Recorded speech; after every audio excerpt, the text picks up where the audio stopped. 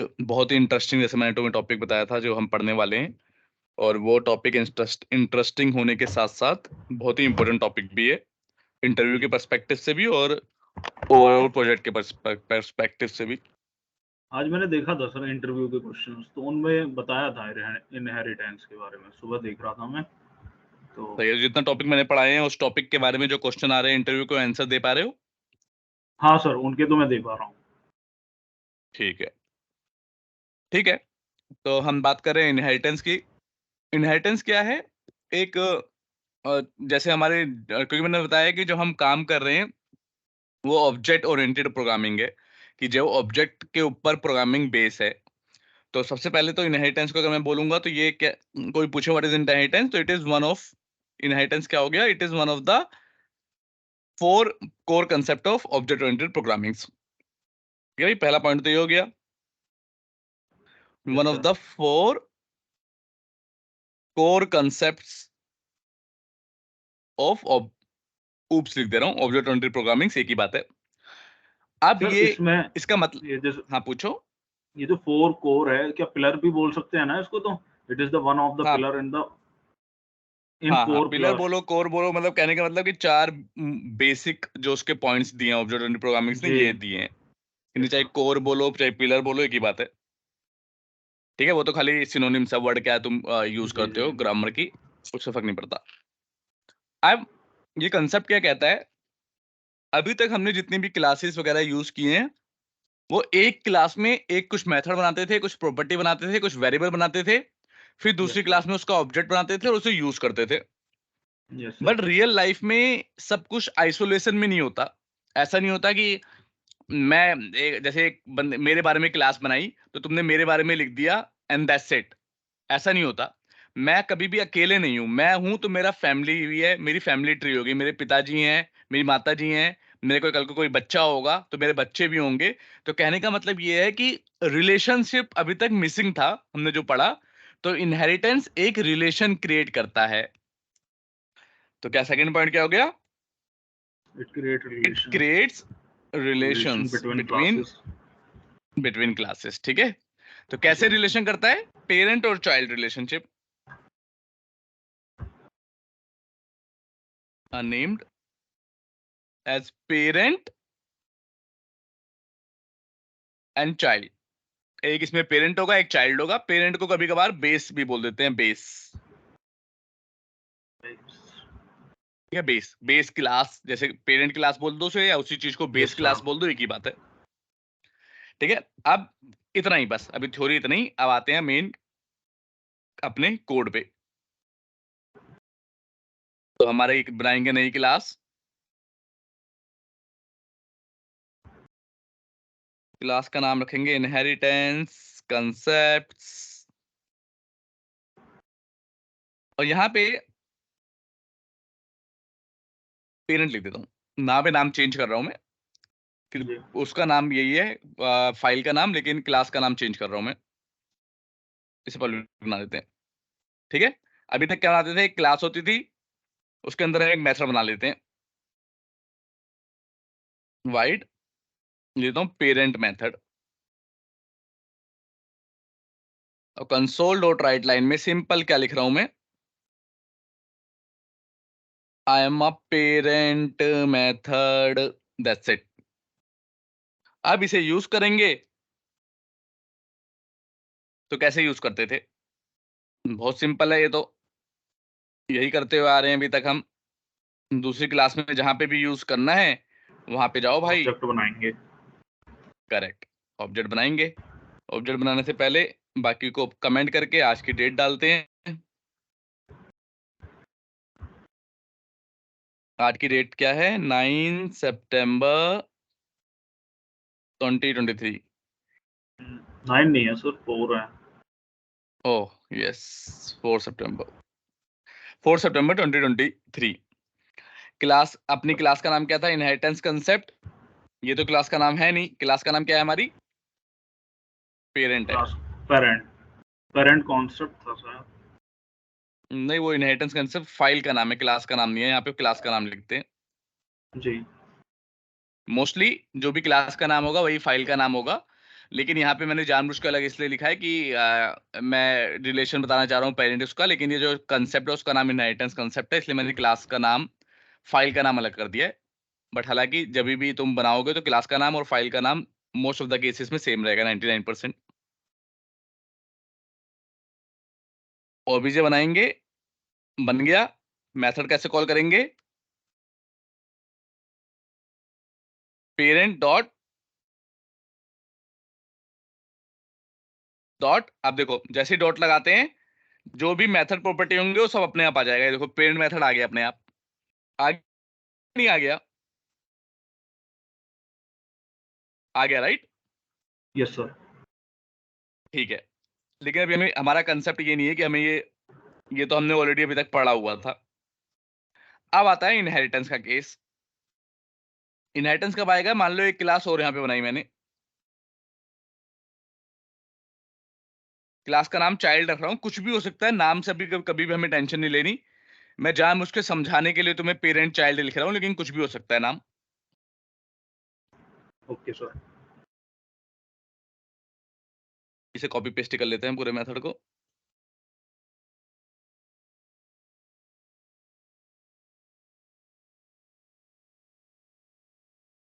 Child method, I am a child method.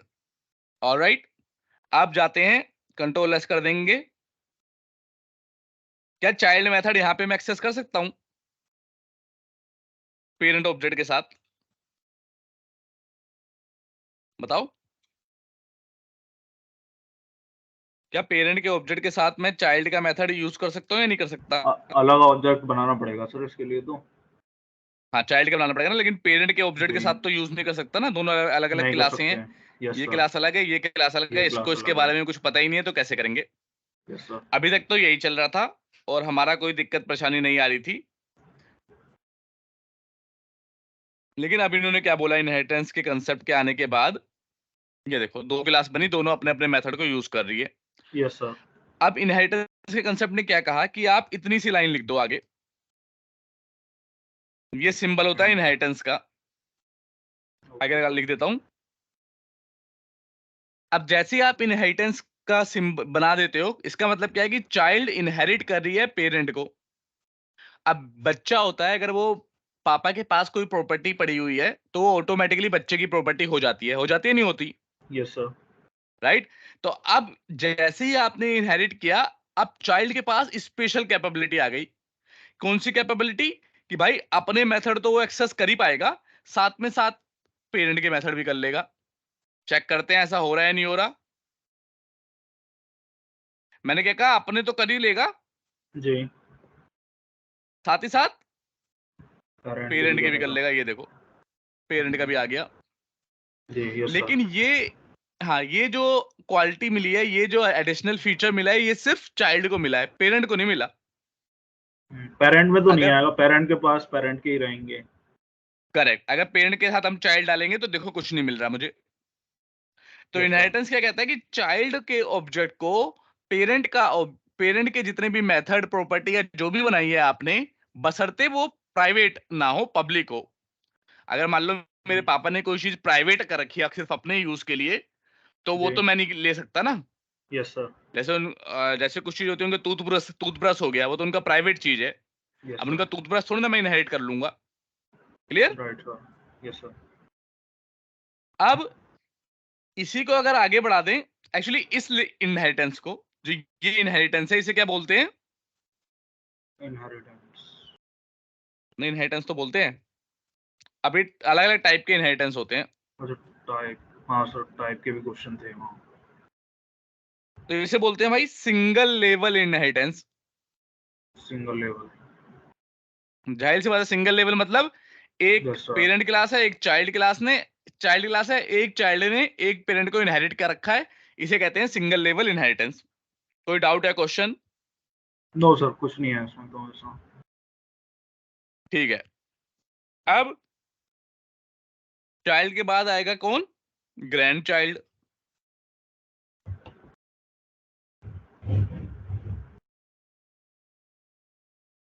Grand child, इसने मान लो child को inherit कर रखा है,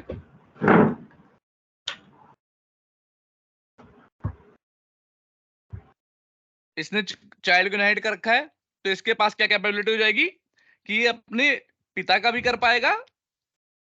इसका पिता कौन हो गया? चाइल्ड हो गया। चाइल्ड इसका भी कर पाएगा और और चाइल्ड के पेरेंट का पिता का भी भी है। कर पाएगा। जी। तो मतलब दादाजी की प्रॉपर्टी होगी, तो दादाजी की भी कर लेगा और अपना पिताजी की भी कर लेगा। जनरल लाइफ में भी यही होता है कि जो यस राजघराने सर। होते थे, ऐसे तो होता था कि पहले राजा महाराजा, फिर उसका बच्चा बनता था, फिर उसका बच्चा बनता था, तो लास्ट वाले को सबका मिल जाता था, ऊपर वाले का। Yes sir. तो यहाँ पे भी एक कंसेप्ट है। अच्छे प्रूफ भी करते हुए चलते हैं साथ साथ में कि भाई चाइल्ड की जगह अगर ग्रैंड चाइल्ड हो गया,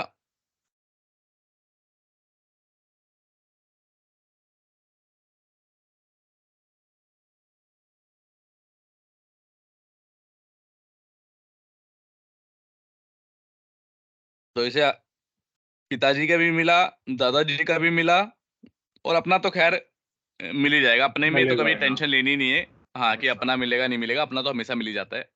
तो इंटरव्यू में पूछते हैं, तो ये बताना है आपको। अब इस तरह के इनहेरिटेंस को देखो, इसमें एक दूसरे को कर रहा है, दूसरा अपने पेरेंट को कर रहा है। ऐसे नीचे ग्रैंड ग्रैंड चाइल्ड हो सकता है, या फिर ग्रैंड ग्रैंड ग्रैंड चाइल्ड हो सकता है। सब आपस में एक दूसरे को ऊपर ऊपर इनहेरिट करते रहेंगे। इस तरह के इनहेरिटेंस को क्या बोलते हैं? सेकंड टाइप का inheritance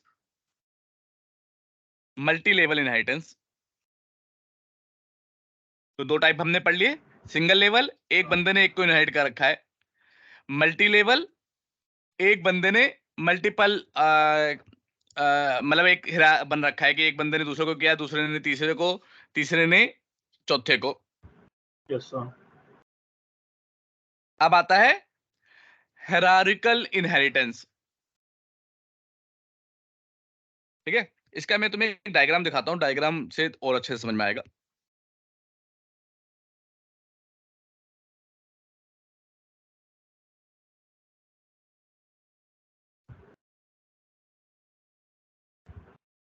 types of inheritance, images में जाके कोई सा भी डायग्राम उठा लेते हैं। सिंगल, मल्टी लेवल, हायरार्किकल, 5 होने चाहिए, और भी ज्यादा होने चाहिए।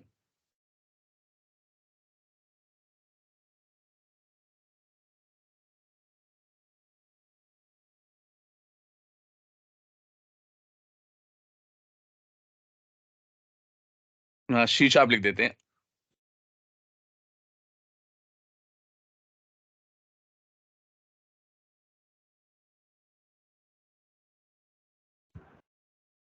चलो यहीं पे दिखा देता हूँ, ये भी ठीक है, बहुत सारे होते हैं। तो सिंगल तो हमने पढ़ लिया, एक को एक ने किया हुआ है। दूसरा क्या पढ़ लिया हमने? मल्टी लेवल, एक ने मल्टी दूसरे को, लेवल। दूसरे ने तीसरे को, तीसरे ने चौथे को। ऐसे कितने भी हो सकता है कि मल्टी लेवल है ना। जैसे एक ये हो गया एक मंजिला घर, ये हो गया 4 5 6 8 10, कितने भी मंजिला घर हो सकता है इसमें। क्लियर है? कोई डाउट? अब अभी हमने मल्टीपल किया था सर, मल्टी लेवल किया था। मल्टी लेवल, मल्टी लेवल, ये लिखा ना मल्टी लेवल इनहेरिटेंस। जी। तो ये मल्टी लेवल इनहेरिटेंस होता है। एक ने एक को किया, फिर उसको दूसरे ने किया, मतलब सबके पास एक ही एक है पेरेंट। इसका भी एक पेरेंट है, इसका भी एक पेरेंट है, सबके पास एक ही एक है। इसके नीचे वाले का भी एक ही पेरेंट होगा। मल्टीपल में क्या होता है? एक ही बंदे के दो पेरेंट होते हैं। ये देखो, ये भी है, ये भी है। अच्छा, एक क्लियर? के 2 पेरेंट होंगे, यानी कि एक हाँ, क्लास में लेकिन अभी 2-2 अब, क्लास। हाँ, लेकिन अभी इसमें टेंशन मत, अभी नहीं, अभी नहीं, अभी इस पे बाद में आएंगे। लाइन बाय पढ़ते हैं। मल्टी लेवल के बाद, मल्टीपल लेवल के बाद क्या आता है वो पढ़ते हैं पहले, फिर आते हैं मल्टीपल पे। इसके बाद होता है हायरार्किकल। स्पेलिंग क्या होती है? हायरार्चिकल, हायरार्किकल बोलते हैं इसे, केवल हायरार्की बनती है एक।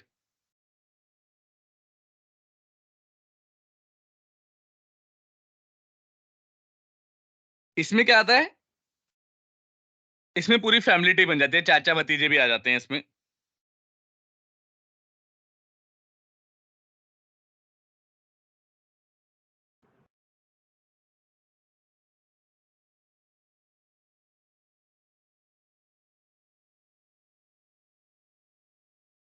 ये देखो, एक ग्रैंड चाइल्ड 2 लिया, उसने भी चाइल्ड को इनहेरिट किया हुआ है, या फिर चाइल्ड 2 बना लो।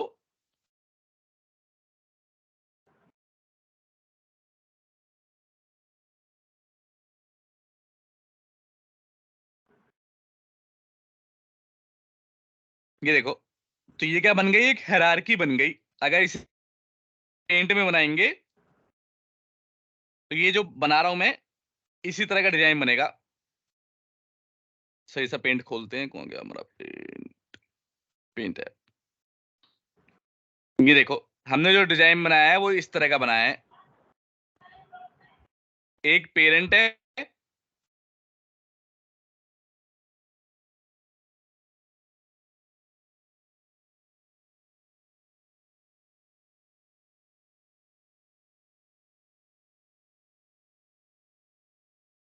उसके दो चाइल्ड बनाए हैं हमने,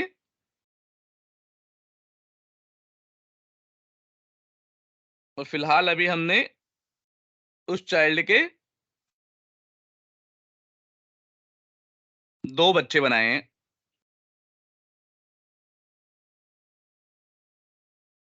ये देखो, ये डायग्राम हमने बनाया ना यहाँ पे। सबसे ऊपर वाला क्या है, ये पेरेंट है। ये देखो, दिख रहा है, समझ में आ रहा है, नहीं आ रहा? Yes sir. ये क्या बनाया हमने, ये चाइल्ड 1 बनाया। अभी जो फिलहाल हमने बनाया है इस तरह का बना रखा है, जो हमने क्लास के थ्रू बनाया है वो यही बनाया है जो मैं तुम्हें डायग्राम में दिखा रहा हूँ।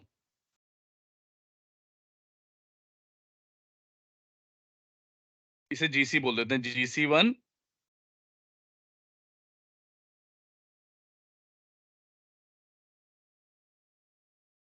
GC2।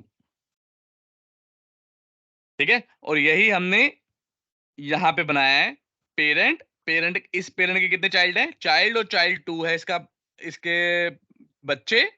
जी। और चाइल्ड के दो बच्चे बना दिए हमने, ग्रैंड चाइल्ड और ग्रैंड चाइल्ड 2। हालांकि ग्रैंड मैंने चाइल्ड 1 चाइल्ड। लिख दिया और GC1 लिख दिया, इसका नाम चाइल्ड और ग्रैंड चाइल्ड है। जी। ठीक है, तो इस तरह का जब स्ट्रक्चर बनाता है आपका इनहेरिटेंस, तो इसे क्या बोलते हैं, हायरार्किकल इनहेरिटेंस। एक पूरी हायरार्की बना दे रहा है ना, कि भाई ये इसका पेरेंट एक, एक यहाँ भी निकल रहा है, एक यहाँ भी निकल रहा है, एक यहाँ यहाँ इसके भी हो सकता है, नीचे कल को दो बच्चे हों, या फिर उसके भी दो बच्चे बनाने पड़े। तो इस तरह के इनहेरिटेंस को क्या बोलते हैं, हायरार्किकल कल। इनहेरिटेंस। कोई डाउट है, कोई क्वेश्चन? सर एक मिनट, वो देखना था मुझे, वो मतलब कैसे कैसे था प्रोग्राम यहाँ पे डॉट कोड में, वीएस कोड में। हाँ, विजुअल स्टूडियो में। हाँ, ये ये चाइल्ड 1 बना दिया, चाइल्ड 2 हो गया। इन दोनों अच्छा, ने ये इनहेरिट दोनों किसको किया है, पेरेंट को। पेरेंट को। और हम्म नीचे करना सर, उसके बाद ग्रैंड ग्रैंड चाइल्ड चाइल्ड। और ग्रैंड चाइल्ड 2, इन्होंने किसको इनहेरिट किया हुआ है, चाइल्ड को। तो ग्रैंड चाइल्ड ने सर चाइल्ड को क्यों किया है? क्यों, ग्रैंड चाइल्ड अपने चाइल्ड का जो बच्चा होता है। कि चाइल्ड 1 चाइल्ड 2 तो पेरेंट को इनहेरिट कर लिया, अब ग्रैंड नहीं, चाइल्ड चाइल्ड। 1 नहीं है, चाइल्ड 1 नाम नहीं है, नाम हमारा चाइल्ड है, क्लास का नाम चाइल्ड है ना। चाइल्ड ने तो पेरेंट को कर लिया। ठीक है, अब फिर चाइल्ड की दो क्लासेस ये आ गई, चाइल्ड 2, तो इन्होंने फिर पेरेंट को कर लिया। अब हम्म ग्रैंड चाइल्ड है चाइल्ड को, ये ग्रैंड चाइल्ड 1 है ना ये, हाँ 1 है ये। Grand child 2 child. हाँ, इतना ठीक है ज्यादा सर। इसमें सोचो, दिमाग दिमाग नहीं लगाना इसमें। सिंपल, जैसे पापा, जैसे तुम्हारे दादा, दादा होते हैं, उसके बाद पिता आते हैं, उसके बाद तुम आते हो, तो वही तो है जी। कि ये पेरेंट है भाई, इसके बाद दादा थे, ये पिता हैं, उसके बाद तुम हो। तो इसका पिता कौन है, पेरेंट है, तुम्हारा पेरेंट है। पिताजी का पिता तुम्हारे दादाजी होंगे, और यस तुम्हारे सर। पिता वो होंगे चाइल्ड, जो दादा दादाजी के बच्चे हैं जो। क्लियर? क्लियर तो सर। इस तरह की हायरार्की जब बनती है तो इसे बोलते हैं हायरार्किकल इनहेरिटेंस। अब बताओ, ग्रैंड चाइल्ड 2 का जब मैं ऑब्जेक्ट बनाऊंगा तो कौन कौन से मेथड इसको एक्सेसिबल होंगे? ग्रैंड चाइल्ड 2 चाइल्ड के होंगे। बस ये अपना होगा, नहीं होगा? अपना तो होगा सर। हाँ, तो सिर्फ चाइल्ड के कहाँ हुए, हमेशा पूरा आंसर दिया करो। अब चाइल्ड का होगा या नहीं होगा? चाइल्ड का होगा सर। पेरेंट का होगा या नहीं होगा? पेरेंट पेरेंट का भी होगा। हाँ, तो तीनों के हो गए ना। ग्रैंड चाइल्ड 2 का क्या तीनों होगा? के अपना होगा। होगा, चाइल्ड का होगा और पेरेंट का होगा। वही मैं यस पूछूं, सर। चाइल्ड 2 का कौन कौन किस किस को एक्सेस कर पाएगा चाइल्ड 2? चाइल्ड 2 एक्सेस करा इनहेरिट हो जाए पेरेंट का और अपना चाइल्ड 2 का। कभी भी आंसर दो तो अपने से शुरू करो कि अपना तो होगा ही होगा, उसके बाद बोलो दूसरे का। अपना होगा और दूसरा किसका होगा? पेरेंट वाला होगा, सही बात है। पेरेंट वाला। ठीक है। Yes sir. अब एक और तरीके का इनहेरिटेंस आता है जिसे बोलते हैं मल्टीपल इनहेरिटेंस, जो हम कर रहे थे।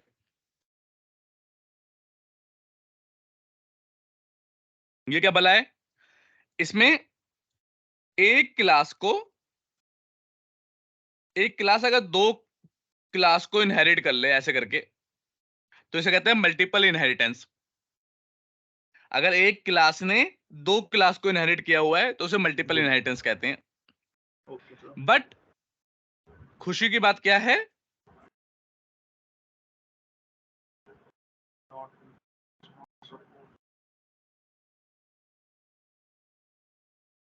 डॉटर मल्टीपल इनहेरिटेंस को सपोर्ट नहीं करती।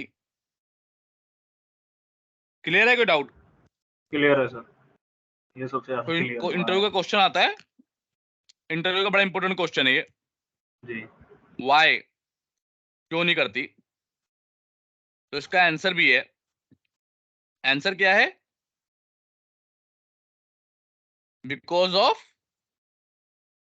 Diamond problem. अब क्वेश्चन आता है व्हाट इज डायमंड प्रॉब्लम। जी। तो वो चीज अभी हम यहाँ पे पॉज करेंगे, और जब डायमंड प्रॉब्लम तक पहुंच पाएंगे हम, तब वहां पे बताएंगे कि डायमंड प्रॉब्लम होती क्या है।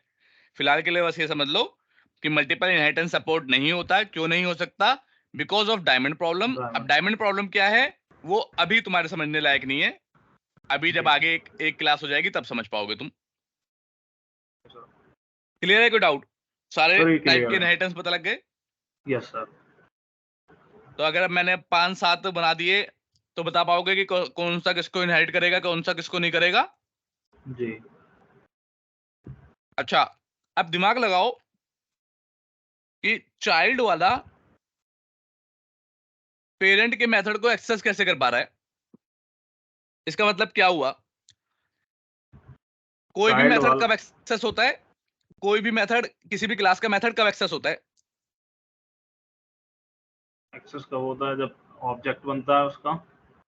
करेक्ट, ऑब्जेक्ट बनता है जब। अब चाइल्ड का ऑब्जेक्ट बना रहे हैं तो पेरेंट का ऑब्जेक्ट तो बना नहीं। तो चाइल्ड का बना रहे हैं। कहीं ना कहीं इंटरमीडिएटली जब हम चाइल्ड का ऑब्जेक्ट बनाते हैं तो पेरेंट का भी ऑब्जेक्ट बनता होगा। या फिर इसे ऑब्जेक्ट नहीं बोलूं मैं, एक्चुअली में ऑब्जेक्ट बनाने की स्टेटमेंट क्या होती है? ऑब्जेक्ट का मतलब होता है कंस्ट्रक्टर को कॉल करना, राइट? ऑब्जेक्ट बनाने की स्टेटमेंट जो है, जी। क्या है? यही तो स्टेटमेंट है। इसका मतलब है कंस्ट्रक्टर कॉल करना ना। जैसे कंस्ट्रक्टर कॉल कर लेते हैं तो ऑब्जेक्ट ऑब्जेक्ट बन जाता है। बन जाता है नहीं बन यस जाता? सर। हम्म। तो कहने का मतलब ये है कि जब चाइल्ड क्लास का ऑब्जेक्ट बनेगा तो पेरेंट क्लास का भी कंस्ट्रक्टर कॉल होगा। और चाइल्ड क्लास का जब ऑब्जेक्ट बनेगा तो सिर्फ चाइल्ड क्लास के मेथड प्रॉपर्टी वेरिएबल को मेमोरी नहीं मिलेगी, पेरेंट क्लास के मेथड प्रॉपर्टीज को भी मेमोरी मिल जाएगी। क्या ये बात समझ में आ रही है, नहीं आ रही? आ रही है सर। क्या कभी ये पॉसिबल है कि पेरेंट को मेथड को मेमोरी नहीं मिली और मैं इसे यूज कर लूं? नहीं, बिना मेमोरी के तो यूज ही नहीं हो पाएगा। करेक्ट। ये बात हमेशा ध्यान रखना, जिसको मेमोरी मिली हो कहीं यूज नहीं हो सकता। तो ये थोड़ा जी। बोलेगा कि भाई भाई मार्स पे घर है, पहुंच जाओ। अब घर है ही नहीं तो कहाँ पहुंच जाएंगे? राइट, यस वो सर। घर का होना जरूरी है तभी तो जा सकते हैं ना वहां पे। तो इसी तरह से जिस यस तरह सर। से मेमोरी मतलब जब तक नहीं मिलेगी तब तक आप एक्सेस नहीं कर सकते। तो लेकिन चाइल्ड के जब ऑब्जेक्ट बना रहे हैं तो एक्सेस कर ले रहे हैं। इसका मतलब जब चाइल्ड क्लास का ऑब्जेक्ट बनता है, जो चाइल्ड क्लास के मेथड प्रॉपर्टी को तो मेमोरी मिलती ही मिलती है, लेकिन उसके साथ साथ पेरेंट को भी मिलती है। तो जब ग्रैंड जी। चाइल्ड का बनता होगा तो किस किस को मिलती होगी मेमोरी? ग्रैंड चाइल्ड एक तो ग्रैंड चाइल्ड में किस किस को मिलेगी? हाँ, चाइल्ड पेरेंट को मिलेगी और चाइल्ड के जितने भी मेथड्स हैं उनको मिलेगी, और जो ग्रैंड चाइल्ड है उसके अपने मेथड्स, उनको तो मिलेगी। हाँ, बिल्कुल सही जवाब। तो हमेशा याद रखना, इंटरव्यू क्वेश्चन पूछता है कि भाई क्लास का जब ऑब्जेक्ट बनता है तो किसको मेमोरी मिलती है, तो आप बोलोगे अपने क्लास के स्टैटिक और नॉन स्टैटिक मेंबर्स दोनों को। पहले ऑब्जेक्ट बनता है तो दोनों को। तो बोलेगा अच्छा, अगर पेरेंट भी है तो कहेगा पेरेंट को भी मिलेगी, और उसका भी पेरेंट है तो उसको भी, सबको मिलेगी मेमोरी, पहला ऑब्जेक्ट बनेगा तो। ठीक है। जी। फिर नेक्स्ट ऑब्जेक्ट बनता रहेगा, तो फिर स्टैटिक को नहीं मिलेगी, नॉन स्टैटिक को फिर भी मिलती रहेगी। तो जैसे इंटरव्यू में क्वेश्चन पूछा जाएगा कि फर्स्ट ऑब्जेक्ट बनता है तो किसको मेमोरी मिलेगी, बेसिक से यही है, कुछ नहीं पूछा। तो इसमें स्टैटिक हाँ बताना पड़ेगा अगर, हाँ, तुम कहते हो वैसे जितने भी जी। स्टैटिक और नॉन स्टैटिक मेंबर है सबको मेमोरी मिलेगी। अपने आप से जितना तुम्हें पता है उतना ज्यादा बताओ, क्योंकि कई सारे क्वेश्चन इंटरव्यू में ऐसे होंगे जिसके बारे में तुम्हें पता ही नहीं होगा। तो जिसके बारे में जी। पता है उसके बारे में सब बता दो। क्लियर? यस सर, क्लियर है। चलिए, अभी अगला खेल। अभी ये बड़ा लंबा टॉपिक है थोड़ा, इनहेरिटेंस, तो आराम से टाइम लगेगा, टेंशन नहीं लेनी। ये क्या बना रहा हूँ, क्या ये क्या बनाया मैंने?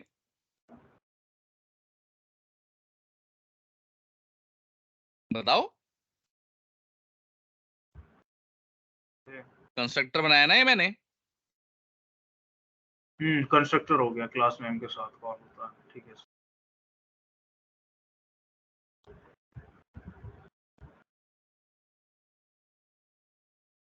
और ये क्या बनाया मैंने? ये भी एक स्टैटिक कंस्ट्रक्टर, एक नॉन स्टैटिक है। करेक्ट।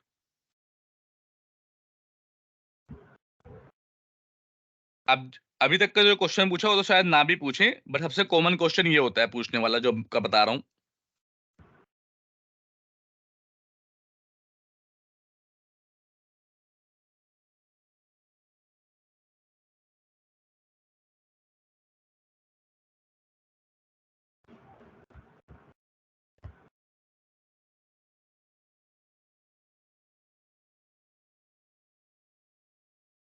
चलो भाई, अब तुम्हारे लिए क्वेश्चन है। ये नंबर 1 दे रहा हूँ इसे, इसे नंबर 2 दे रहा हूँ,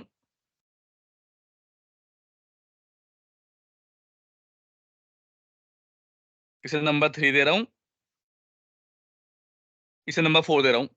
अब जब पहला ऑब्जेक्ट बनाऊंगा तो इनमें से पहला मैंने चाइल्ड क्लास का ऑब्जेक्ट बनाया, तो इनमें से कितने कंस्ट्रक्टर कॉल होंगे और उनका सीक्वेंस क्या होगा? ये इंटरव्यू क्वेश्चन है, ये बहुत इंपॉर्टेंट इंटरव्यू क्वेश्चन है, कई बार पूछा जाता है ये क्वेश्चन। दोबारा बता रहा हूँ, इस तरह का सिनेरियो है। इसमें एक स्टैटिक डिफॉल्ट कंस्ट्रक्टर है और नॉन स्टैटिक डिफॉल्ट कंस्ट्रक्टर है पेरेंट में। एक स्टैटिक डिफॉल्ट कंस्ट्रक्टर और नॉन स्टैटिक डिफॉल्ट कंस्ट्रक्टर है चाइल्ड में।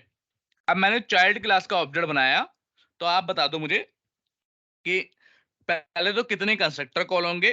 क्या 2 होंगे, 3 होंगे, 1 होगा या 1 भी नहीं होगा? और होंगे, और जोन से होंगे वो कौन से सीक्वेंस में होंगे? बताओ। कोई भी एक कंस्ट्रक्टर कॉल होगा पहले तो, अगर हम बना रहे हैं, जैसे एक ऑब्जेक्ट बनाया तो उससे एक ही अच्छा, कंस्ट्रक्टर कॉल होगा, ठीक है। और ठीक है, कौन सा वाला होगा इनमें से? नंबर 3, नंबर 4, नंबर 1 या नंबर 2? स्टैटिक वाला होगा पहले, अगर हम चाइल्ड वाला बना रहे हैं तो। चाइल्ड वाले हम्म, कहाँ गए?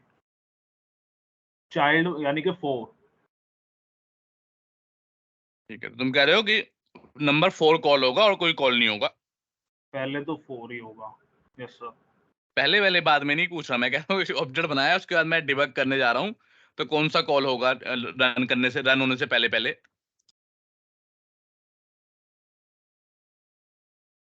बता दो, मतलब गलत भी बताओगे तो कोई वाली बात नहीं है, अभी मैंने बताया नहीं तुम्हें तो गलत ही बताओगे, लेकिन बताओ अपने दिमाग से क्या हो सकता है। 4 होगा सर। ओनली 4 होगा? जी। तो नहीं, मतलब तुम कह रहे हो 4 जब स्टैटिक ऑब्जेक्ट वाले बन हो जाएंगे। स्टैटिक वाले हो जाएंगे जब ऑब्जेक्ट बनाऊंगा तो। स्टैटिक वाले इस मतलब 4 वाले हो जाएंगे, और ये टू नंबर वाला भी स्टैटिक है, ये भी होगा? नहीं, ये 4 ही होगा सर। खाली 4 होगा, राइट? जी। नहीं, 4 और 3 होंगे सर, स्टैटिक नॉन स्टैटिक दोनों कॉल होंगे, बट जो मेमोरी पहले मिलेगी वो 4 को मिल जाएगी। हाँ नहीं, ये क्वेश्चन नहीं है, मेमोरी की बात नहीं कर रहा मैं, खाली बोल रहा हूँ कौन से कॉल होंगे और सीक्वेंस क्या होगा। 4 होगा सर कॉल। खाली 4 होगा या 3 भी होगा? 3 का पता नहीं, लेकिन 4 तो सर होगा ही होगा पहले। अच्छा, अब इसमें सिंपल इतना दिमाग लगाना है, ऑब्जेक्ट बनते हैं तो किसे मेमोरी मिलती है? बिना नॉन स्टैटिक कंस्ट्रक्टर को कॉल किए आप मेमोरी बना सकते हो? बिना नॉन बिना, स्टैटिक। ये जो कंस्ट्रक्टर है ये ऑब्जेक्ट बन रहा है चाइल्ड क्लास का, तो इसका मतलब क्या होता है कि कंस्ट्रक्टर कॉलिंग हो रही है ना। यस तो सर। जब पहला ऑब्जेक्ट होगा तो सिर्फ अगर स्टैटिक कंस्ट्रक्टर कॉल होगा, इसका मतलब सिर्फ स्टैटिक वाले वेरिएबल्स या प्रॉपर्टीज को मेमोरी मिलेगी, बाकियों को नहीं मिलेगी। जी। बट क्या ये होता है जब ऑब्जेक्ट बनता है तो खाली स्टैटिक वालों को मिलती है, नॉन स्टैटिक वालों को नहीं मिलती? यस सर, दोनों को ही मिलती है, स्टैटिक नॉन स्टैटिक। तो मतलब ये भी कॉल होगा, तो मतलब ये भी कॉल होगा। सीक्वेंस में बाद कॉल में वो जाते भी हैं, पहले होगा। पहले क्वेश्चन का आंसर देते हैं। जी। तो ये तो मैंने कल तुम्हें करके भी दिखाया था लास्ट क्लास में कि दोनों हो रहा था, स्टैटिक यस भी हो रहा था सर, और नॉन स्टैटिक भी हो रहा था, बट कोई नॉन बात नहीं। स्टैटिक ही। अब मैंने कहा कि भाई जब चाइल्ड के पहला ऑब्जेक्ट बनता है तो पेरेंट को भी मेमोरी मिलती है, यही तो बात कर रहे हैं हम। तो जब इसे मेमोरी मिलेगी तो बिना कंस्ट्रक्टर कॉल किए मेमोरी नहीं मिलती। अगर कंस्ट्रक्टर ही कॉल नहीं हुआ तो मेमोरी कहां से मिलेगी? जी। एक्चुअल में अगर आप देखो तो जो ऑब्जेक्ट बनाने की स्टेटमेंट होती है उसका मतलब क्या होता है? उसका मतलब होता है constructor calling. Yes sir. Right, ये कंस्ट्रक्टर कॉलिंग ही तो है, ये देखो न्यू करके लिखा है तो मतलब कंस्ट्रक्टर को कॉल कर रहे हैं। तो कहने का मतलब ये है कि जब चाइल्ड पेरेंट के वालों को एक्सेस कर पाएगा तो इसका मतलब है जब चाइल्ड का ऑब्जेक्ट बनेगा तो पेरेंट वाले का भी कॉलिंग होगी, पेरेंट वाले की भी कंस्ट्रक्टर कॉलिंग होगी। कौन सी होगी, स्टैटिक होगी या नॉन स्टैटिक होगी? जाहिर सी बात है पहला वाला ऑब्जेक्ट बनेगा तो स्टैटिक नॉन स्टैटिक दोनों को मेमोरी मिलती है, तो दोनों कॉल होंगे। तो अब मैंने पहले जी। का आंसर दे दिया कि चारों कॉल होंगे। अब तुम सीक्वेंस बता दो, सीक्वेंस कैसा कॉल होगा? सीक्वेंस पहले तो 4 होगा। ठीक है। उसके बाद होगा 2, ठीक है। फिर 3, फिर 1।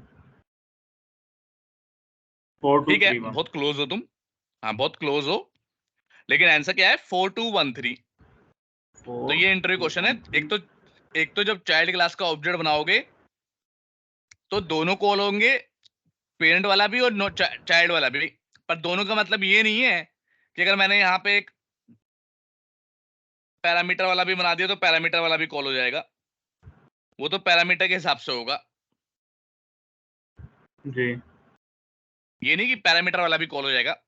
वो तो उसके ऊपर डिपेंड करता है ना कि ऑब्जेक्ट में बनाया लिखा क्या है। यस अगर सर। आपने जनरल डिफॉल्ट वाला कॉल किया है तो कौन सा कॉल होगा? चारों कॉल होंगे। और कैसे कॉल होते हैं ये इंटरव्यू का क्वेश्चन है कि कंस्ट्रक्टर कॉलिंग का सीक्वेंस बताओ, और बहुत इंपॉर्टेंट क्वेश्चन है, इनहेरिटेंस का लगभग पहला क्वेश्चन यही पूछ लेते हैं। तो तुम्हें जिंदगी में 2 पॉइंट याद रखने हैं बस। अगर तुमने ये 2 पॉइंट याद रखे तो इस तरह के कितने भी क्वेश्चन तुम्हें दे दें, खतरनाक से खतरनाक दे दें, तुम सॉल्व कर लोगे। पहला पॉइंट क्या है? पहले तो भैया सारे कंस्ट्रक्टर कॉल होते हैं चाइल्ड, ये लिख देता हूं, when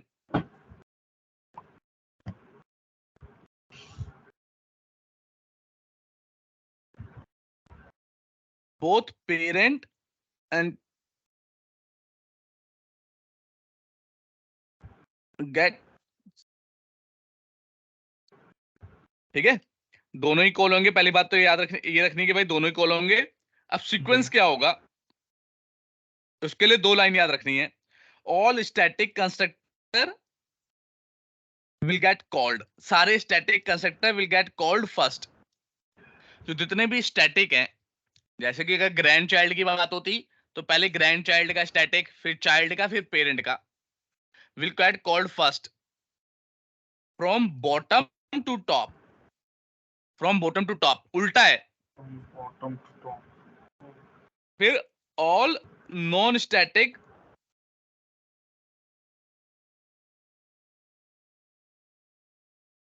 from top to bottom. Top समझ रहे टू। हो यस क्या सर। कहा मैंने? कि भाई पहले तो सारे स्टैटिक हो जाएंगे, तो स्टैटिक कौन सा है? ये वाला स्टैटिक है, ये कॉल होगा और ये होगा। बॉटम टू टॉप, यानी कि 4 बॉटम टू टॉप 4 का के मतलब क्या बाद है 2, भैया? पहले 4 4 2। और उसके बाद 2 और यस उसके सर, बाद सारे नॉन स्टैटिक होंगे, लेकिन नॉन स्टैटिक वाले उल्टे होंगे। तो टॉप टू पहले बॉटम। ये 1 1 फिर 3। ठीक है, इसे प्रूफ भी तो ओके करें सर। कि भाई ऐसा हो भी रहा है या हम ऐसे ही झूठ झूठ बोल रहे हैं।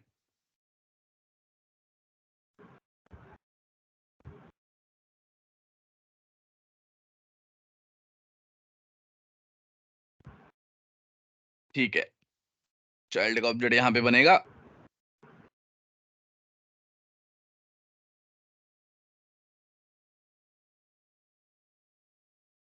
उससे पहले एक काम कर लेते हैं, क्योंकि अगर यहाँ पे पेरेंट क्लास का ऑलरेडी ऑब्जेक्ट बना हुआ है तो स्टैटिक वाला कॉल हो जाएगा ना, फिर स्टैटिक वाला लाइफ में एक ही बार कॉल होता है। तो इसको पहले छुपा देते हैं।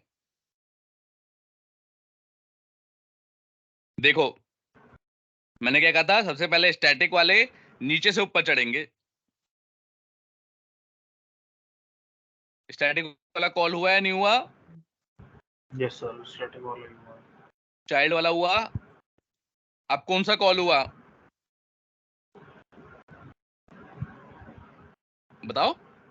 सो पहले तो स्टैटिक हो गया, स्टैटिक चाइल्ड वाला, तो अब हाँ, उसके बाद तो ऊपर जाना चाहिए ना। करेक्ट, ऊपर जाना चाहिए। लेकिन यहाँ पे बट देखता है, अभी अभी अंदर घुसा नहीं है। जब यहाँ पे लाल वाले पे आएगा तब घुसा है। अभी तो खाली चेक कर रहा है ये कि भाई जी कोई नॉन स्टैटिक भी है कि बाद में इसे भी करूंगा।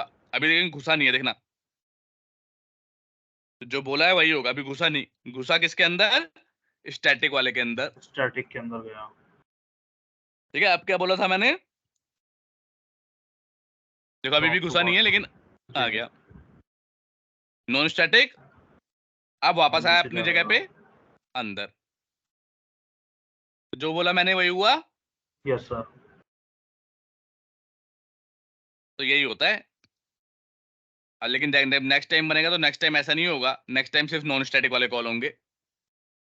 तो अगर इंटरव्यू वाले ने दो बना दिए ऑब्जेक्ट, तो ये मत बोलना दूसरे में भी सारे होंगे। सिर्फ पहली बार स्टैटिक वाले होते हैं। ये तो पता ही है ना, लास्ट क्लास में बता दिया था। जी, और ये लॉजिक याद रखना है तुम्हें। Okay sir. ठीक है, तो अगर कुछ ये पूछ लेगा।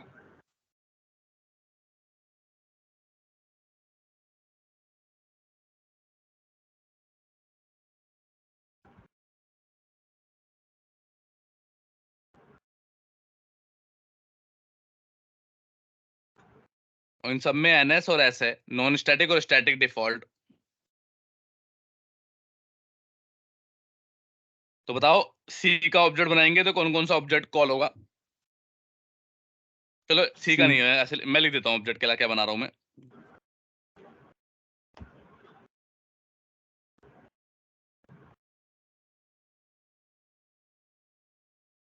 ये लाइन लिखी है प्रोग्राम डॉट सी एस में। तो जब इस ये वाला लाइन एग्जीक्यूट होगी तो कौन कौन से कंस्ट्रक्टर कॉल होंगे पहले बताओ? सी के लिए पहले तो सारे स्टैटिक कॉल हो जाएंगे। हाँ, सारे ही बताओ स्टैटिक कौन कौन होंगे से। सर। लाइन स्टैटिक नंबर में बताओ सबसे पहले, कौन सी लाइन नंबर वाला? लाइन नंबर कैसे सर? ये लिखा है ना, ये लाइन पहले, नंबर 33 32। अच्छा, ये पहले 33 का, फिर ठीक है। 33 के बाद 31, उसके बाद हम्म 29।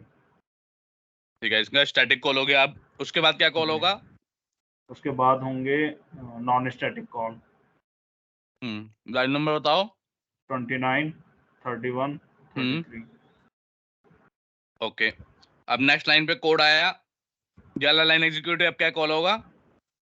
अब स्टैटिक तो कॉल होंगे नहीं, क्योंकि वो ऑलरेडी हो चुके हैं फर्स्ट ऑब्जेक्ट में। हाँ, तो कौन सा होगा? अब बी, बी का बना रहे हैं तो हम नॉन स्टैटिक ही कॉल होंगे, एक तो बी के और ए के। लाइन नंबर बताओ पहले कौन सा होगा? लाइन नंबर, ये टॉप टू बॉटम जाएगा, तो पहले तो 29, फिर 31। हाँ, बिल्कुल सही जवाब। तो बस जिंदगी में यही याद रखना है दो चीज, अगर ऐसी दो चीजें याद कर दिए तो ऐसे खूब सारे कंफ्यूज करके क्वेश्चन बना दे, कोई टेंशन नहीं लेनी। 2 लाइन याद रखनी है, 2 लाइन से सारे आंसर दे दोगे तुम। दे पाओगे या नहीं दे पाओगे? यस सर, दे दूंगा इनके आंसर। ठीक है। हमारे नई क्लास में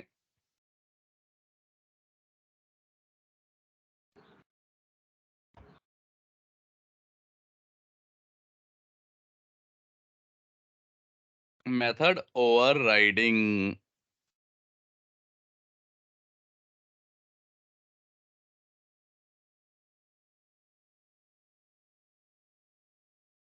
अब जैसे कि क्लास ए है,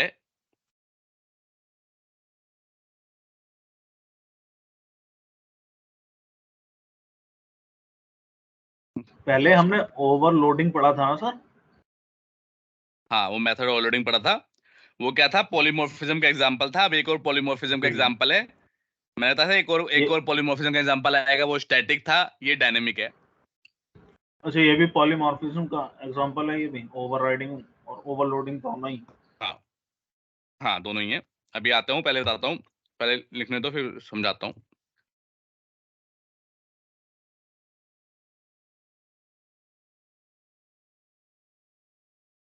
ठीक है। कई बार क्या होता है, जैसे कि आपके पापा ने कोई घर खरीदा, राइट?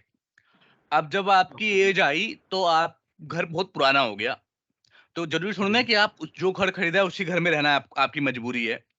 आप उसकी मरम्मत और रम्मत करा के उसे चेंज भी तो कर सकते हो। कर यस सकते सर। हो, नहीं कर सकते?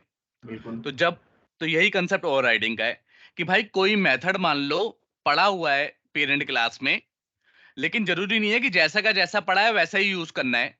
चाइल्ड क्लास उस मेथड को ओवरराइड कर सकता है, उस मेथड में कुछ चेंजेस कर सकता है, और फिर जो चाइल्ड क्लास जब उसका ऑब्जेक्ट बनेगा तो हमेशा नया मेथड उसे मिलेगा, ना कि पुराने वाला। क्या एक बात के लिए कोई डाउट? सर एक बार और रिपीट करना, ठीक है। क्या कहा था मतलब? मैं कह रहा हूँ जैसे पेरेंट क्लास के पास कोई मेथड बना है, जी।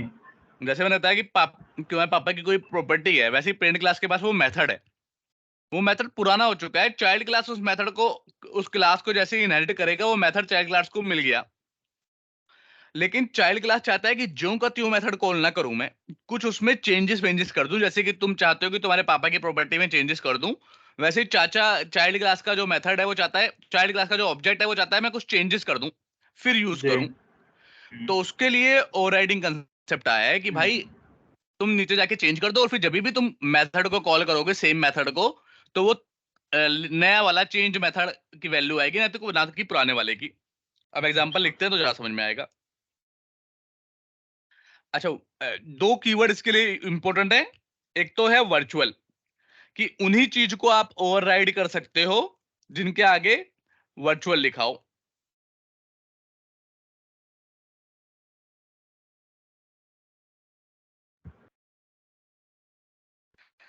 अगर आपको ओवरराइड करना है तो पेरेंट क्लास के मेथड में वर्चुअल कीवर्ड का होना मैंडेटरी है। अगर वर्चुअल कीवर्ड नहीं है तो उसे ओवरराइड नहीं कर सकते।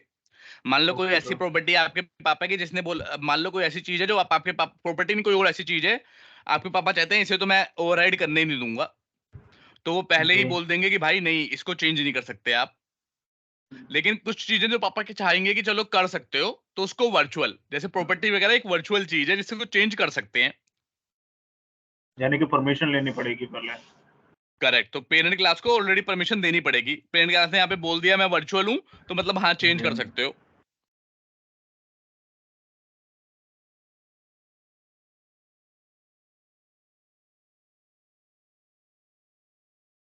और नीचे क्या करना है, ऊपर वर्चुअल होगा, नीचे भी सेम मेथड कॉल होगा, तभी तो पॉलीमॉर्फिज्म हुआ।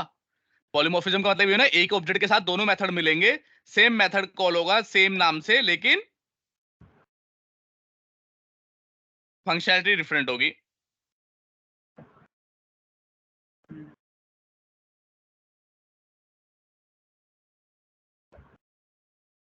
ठीक है। अब यहां पे देखो, अगर मैं पेरेंट क्लास का ऑब्जेक्ट बनाऊंगा, बात समझना, अगर मैं पेरेंट क्लास का ऑब्जेक्ट बनाऊंगा तो यही वाला, अगर और लिखूंगा मेथड 1, जी। तब तो मुझे ये वाला मेथड मिल जाएगा, राइट? क्योंकि ओके पेरेंट सर। क्लास को तो इससे कोई लेना देना ही नहीं है। पेरेंट जी। क्लास तो अपने आप में नॉर्मल कंसेप्ट है ना। क्या जी। पेरेंट क्लास को पता है कि उसका बच्चा कौन है? इसको तो कहीं नहीं पता ना, हमने कहीं नहीं लगाया कि भाई तेरा चाइल्ड ये है। यस तो सर। इसके लिए तो नॉर्मल कंसेप्ट है, इसका ऑब्जेक्ट बनाएंगे तो ये वाला मेथड कॉल होगा। Okay sir. लेकिन चाइल्ड क्लास का ऑब्जेक्ट बनाएंगे और मेथड वन को कॉल करेंगे, तो ये पेरेंट वाला ना कॉल होके जो ओवरराइड मेथड है वो कॉल हो जाएगा। क्लियर है? कोई डाउट है? क्लियर है सर। तो इसी चीज को कहा गया है पॉलीमॉर्फिज्म या फिर डायनामिक पॉलीमॉर्फिज्म। डायनामिक क्यों? डायनामिक। क्योंकि रन टाइम पे, रन ऑब्जेक्ट कब बनता है? रन टाइम पे बनता है ना। जी। डायनामिक इसलिए बोलते हैं क्योंकि रन टाइम, अभी देखो कोई एरर वैरर नहीं आ रही, लेकिन जी। रन टाइम पे पता चलेगा कि भाई मेथड वन को ये वाला कॉल होगा या ये वाला कॉल होगा। अगर ए का ऑब्जेक्ट होगा तो ये वाला कॉल होगा, बी का ऑब्जेक्ट होगा तो ये वाला कॉल होगा। बात समझ में आई या नहीं आई? जी। अब इसे प्रूफ कर, एक चीज़ प्रूफ बता भी तो करें। सर, हाँ पूछो पूछो। इसमें पॉलीमॉर्फिज्म का कॉन्सेप्ट तो लग ही नहीं रहा, जैसे नाम तो सेम है बट हम्म। हमने सिग्नेचर तो मतलब सिग्नेचर भी अलग नहीं है, नेम भी सेम है, तो ये करेक्ट। पॉलीमॉर्फिज्म कैसे कह सकते हैं फिर हम इसमें? ना ना ना ना, तो जो सिग्नेचर सेम नहीं है वो पॉलीमॉर्फिज्म नहीं है। तुम पॉलीमॉर्फिज्म और मेथड ओवरलोडिंग को मिला रहे हो। वो तो मेथड ओवरलोडिंग है, पॉलीमॉर्फिज्म तो एक ऊप्स का कंसेप्ट है। वैसे पॉलीमॉर्फिज्म का सिंपल सा कहना ये है कि भाई सेम नाम के मेथड हो, दो अलग अलग फंक्शनैलिटी दें, तो ये जी। पॉलीमॉर्फिज्म है। यस अब सर। मैंने तुम्हें बताया था कि मेथड ओवरलोडिंग पॉलीमॉर्फिज्म का एक एग्जांपल है स्टैटिक, स्टैटिक पॉलीमॉर्फिज्म बोलते हैं उसे। और मेथड ओवरलोडिंग को अचीव करने के लिए सिग्नेचर डिफरेंस होने चाहिए। Yes sir. बात समझ रहे हो? इसका मतलब ये नहीं कहा मैंने कि पॉलीमॉर्फिज्म को अचीव करने के लिए सिग्नेचर अलग होने चाहिए। ये बात, इन दोनों बातों में डिफरेंस समझे या नहीं समझे? पॉलीमॉर्फिज्म क्या है? ये तो ऊप्स एक बड़े बड़े लेवल का कंसेप्ट है। उसने कहा जी। कि जो भी मेरी लैंग्वेज मुझे सपोर्ट करेंगी वो पॉलीमॉर्फिज्म सपोर्ट करेंगी। तो यस सर। लोगों ने पूछा पॉलीमॉर्फिज्म होता क्या है? कि भाई सेम नाम से दो डिफरेंट फंक्शनैलिटी चल रही है, इसे पॉलीमॉर्फिज्म कहते हैं। अब राइट हर सर। लैंग्वेज ने अपने अपने तरीके से उसे इंप्लीमेंट किया। तो जब डॉटनेट ने किया तो दो तरीके के पॉलीमॉर्फिज्म निकाले, एक स्टैटिक पॉलीमॉर्फिज्म, एक डायनेमिक पॉलीमॉर्फिज्म। स्टैटिक पॉलीमॉर्फिज्म का एग्जांपल मैंने बताया आपको, मेथड ओवरलोडिंग। अब मैंने बताया कि ओवरलोड। जब डॉटनेट ने मेथड ओवरलोडिंग बनाया तब उसने बोला कि भाई सिग्नेचर अलग होने चाहिए, करने के लिए ऐसे नहीं करने दूंगी मैं। क्या बात समझ में आई या नहीं आई? वही सर। चलो क्या,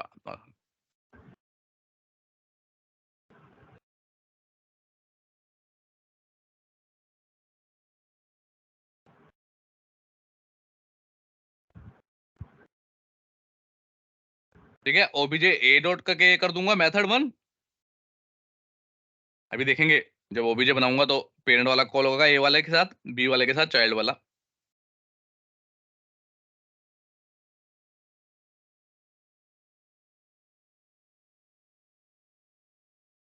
तो मस्त बन गया।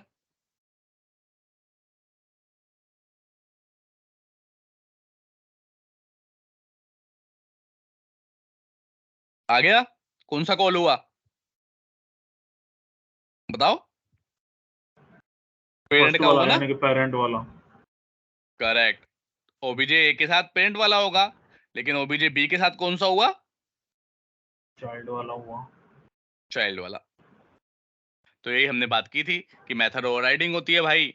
आप एक बने बनाए मेथड को ओवरराइड कर सकते हो, जैसे कि आप अपने पिताजी की प्रॉपर्टी को चेंज कर सकते हो।